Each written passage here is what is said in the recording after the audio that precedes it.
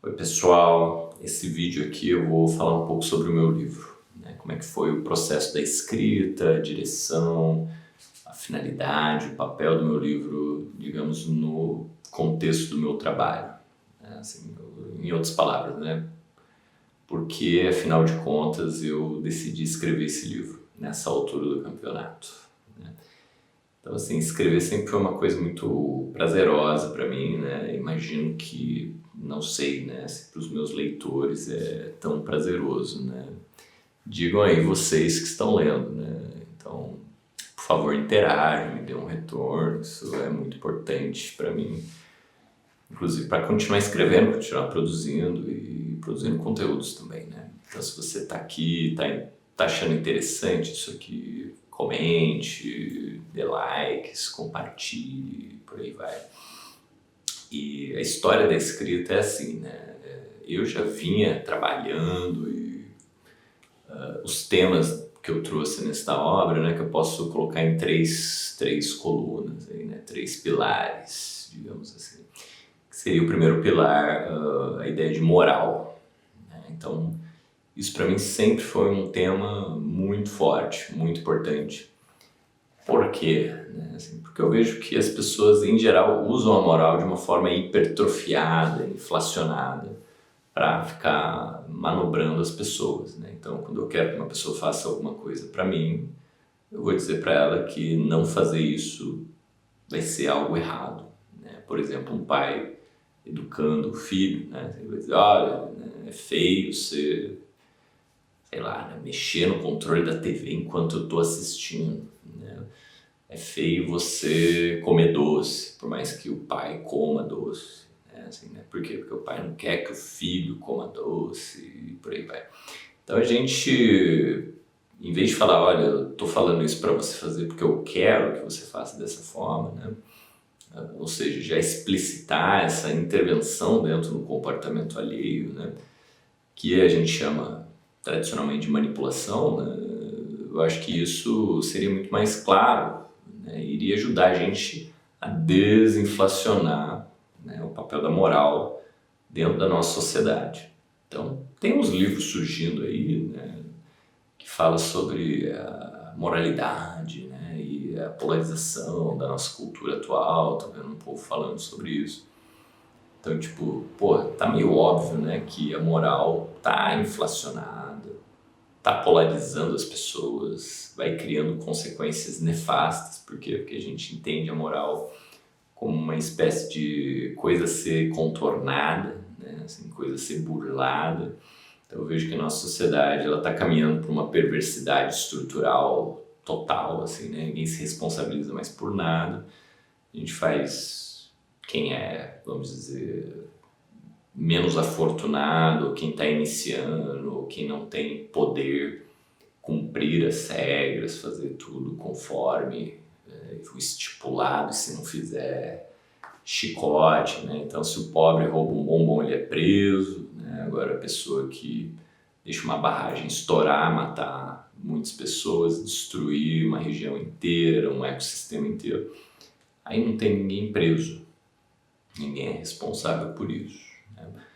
Agora, se o pobre rouba um bombom, aí ele é preso na hora, né? Isso aí é imperdoável, né? O cara lá com a droguinha, traficante lá, né, que é pobre, preto, por aí vai, esse vai pra cadeia direto, né? Agora, se você vai dar um golpe de bilhões de dólares, como aconteceu nas lojas americanas, aí não tem culpado, né? Aí não tem. É sociedade anônima, é uma coisa super. Então veja só como a moral ela é muito importante para estruturar uma sociedade que é meio feudal, meio colonial, meio Casagrande Senzala aqui no Brasil, né? Então a regra é muito força, é muito imposição, é uma coisa meio mafiosa, né? Então a moral para mim sempre foi uma coisa do tipo, cara, vocês chamam isso de moral, mas isso não tem nada a ver com moral, né? Então eu acho muito importante esse tema. Então desde as minhas épocas lá de cristão, lá nas origens, né? Na minha adolescência eu já me debatia com esse tema e achava muito interessante, né? Por quê? Porque, enfim, comecei a ler teologia, comecei a pesquisar, E assim, sempre ficava no ar essa coisa, né? Do pecado, da natureza pecaminosa, que a gente foi feito para pecar e tudo mais. Então no livro eu vou pegar esse gancho, né? Desse paradoxo existencial no qual a gente não se sente capaz de ser bom, mas cobra de todo mundo que as pessoas têm que ser boas. Então a gente vive cobrando as pessoas um padrão de comportamento que na prática a gente acha que é impossível de se cumprir, que é a pessoa ser boa e não fazer nada de errado, não pecar. Então, o cristianismo ele traz esse paradoxo meio estranho para as nossas vidas.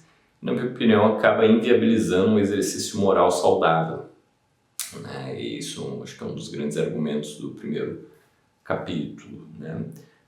O segundo capítulo eu vou falar sobre espiritualidade, né? E, bom, por quê? Porque isso também é uma parte estruturante da minha vida.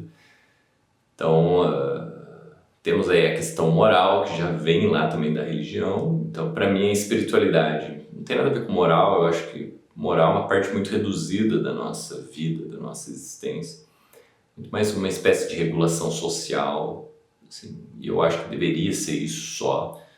Acho que a gente não deve buscar espiritualidade para justificar pecados, eu não acho que isso seja importante. Eu acho que o ponto é criar relações significativas com outras coisas, outros seres, no caso, outras pessoas também. Então, eu entendo que a espiritualidade é uma forma de nos introduzir nas relações de alteridade, ou seja, nas relações em que eu não manipulo, controlo, invado, colonizo o outro, né? Como a gente fez aqui no nosso território, Brasil, né? Então, para mim, a espiritualidade reflete a maneira como os povos originários se relacionavam com a terra, com os seres, com a água, com o rio, com a natureza. E, ao meu ver, se a espiritualidade, enquanto cosmovisão, enquanto estrutura e moldura que enquadra a nossa relação com a existência, com as coisas que nos estão aqui ao nosso redor, né? E também, por que não dentro da gente, né? Então, assim, eu acho que isso é um tema fundamental. Por quê? Porque se eu cristalizo essa moldura e digo que só tem uma forma válida e certa de ter uma espiritualidade, aí eu estou monopolizando o acesso ao real, às coisas, né? Eu estou dizendo a única forma de se relacionar com as coisas é dessa forma aqui, né? A única forma de encarar o divino é através do Deus masculino, monoteísta e por aí vai. Então, cadê o feminino? Cadê as trocas, as relações, o feminino masculino, as relações amorosas, vamos dizer assim? Isso não tem nada a ver com o sagrado? Como não? Né? Na minha opinião, tem tudo a ver, né? Então, para mim, essa grande redução monoteísta tinha como visada monopolizar o acesso à existência, né? Então, é muito mais esperto das religiões dizer que, olha, eu sou o meio de campo entre você e a existência, entre você e o sagrado, entre você e o plano do cosmos, vamos dizer assim, do que ter que, digamos assim, permitir que cada um siga o seu caminho. Isso é muito complicado dentro da nossa cultura de controle que a gente vive hoje, né?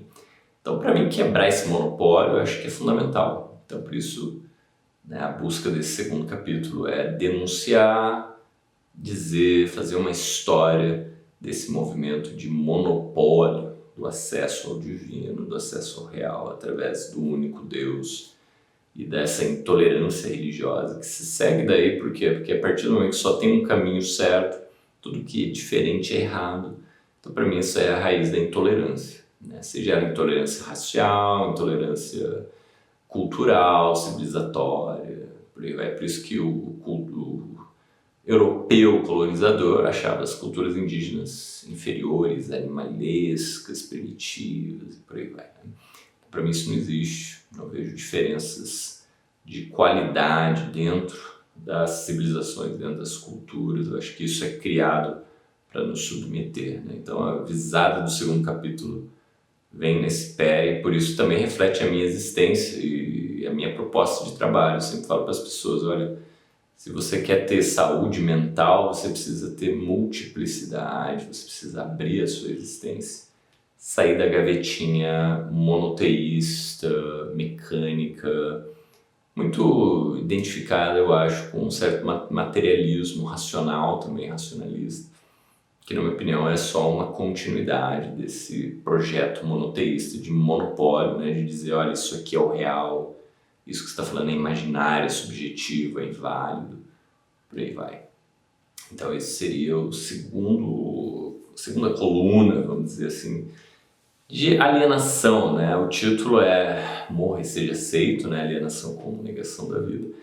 Então eu acho que a ideia já está bem clara, né? Ou seja, denunciar uma alienação que monopoliza, que controla, que diz que é o único, vamos dizer, porteiro para a existência, né? Então a partir daí você tem que pagar o pedágiozinho para ele, se você quiser fazer qualquer coisa, se você quiser existir, se você quiser ter valor, se você quiser ter autoestima, né? Você tem que pagar o pedágiozinho dessa, vamos dizer, do reizinho de plantão que está gerenciando a ponte, né? Então, desconstruir isso eu acho fundamental para a gente ter saúde mental, coletividades saudáveis, conectadas, uma agricultura conectada ecologicamente. Então, está tudo vinculado em um projeto só, eu acho que a gente precisa se unir, né? Então, se a gente quer saúde mental, a gente precisa pensar em dignidade econômica, em cultura da terra que seja menos exploratória, que trate a natureza de uma forma digna e não como commodity, né? Então acho que está tudo relacionado. Se a gente trata a natureza, as montanhas, as coisas como commodities, a gente nunca vai tratar o nosso amor como uma pessoa digna de respeito. Eu vou tratar essa pessoa como algo que vai me preencher, ou que vai ser, digamos, agradável, ou que eu posso consumir, seja eroticamente ou emocionalmente. Daí eu vou estabelecendo relações de dependência, relações de submissão.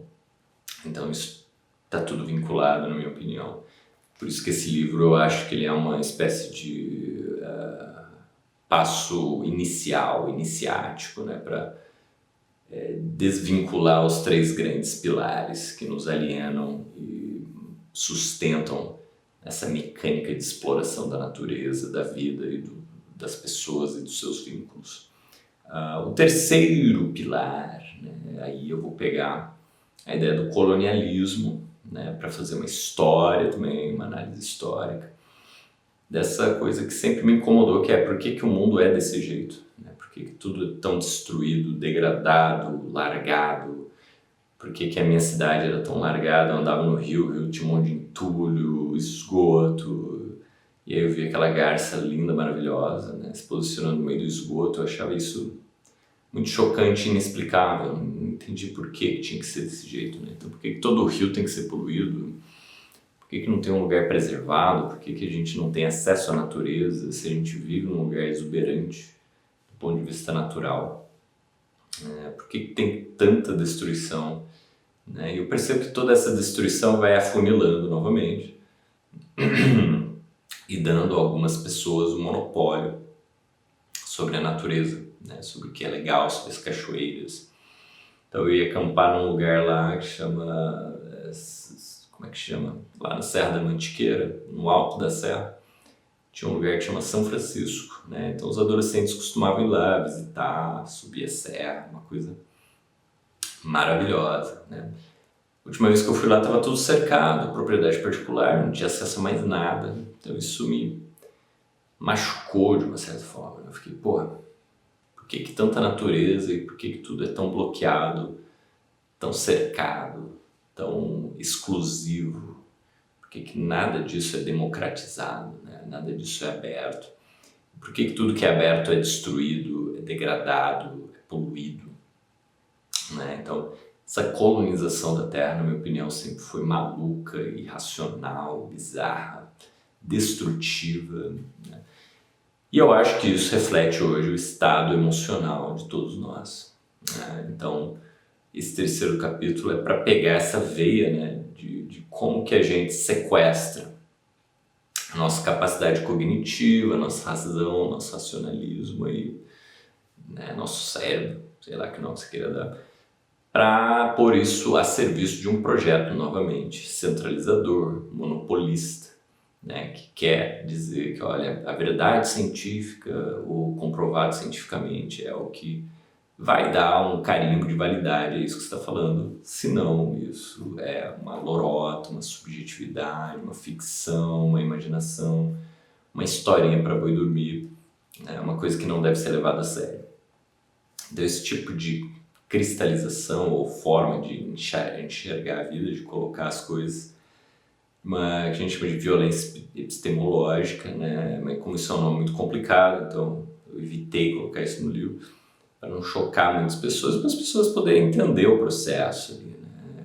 Então, assim, colocando, claro, muitas referências e tudo mais, para que as pessoas consigam acompanhar essa ideia e entender que a verdade científica ela é uma verdade monoteísta, né? Assim, ela segue o mesmo barco, a mesma linha, a mesma linhagem, né?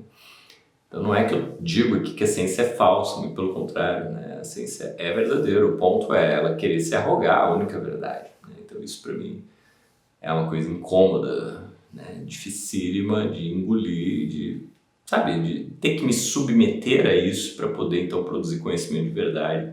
Então novamente, né? Eu tô com alergia de submissão, né? De ter que me submeter a alguma cosmovisão, a um freudismo, a uma escolinha, né, há um intelectual de plantão que está lá com, né, o diplominha, o certificado de conhecedor.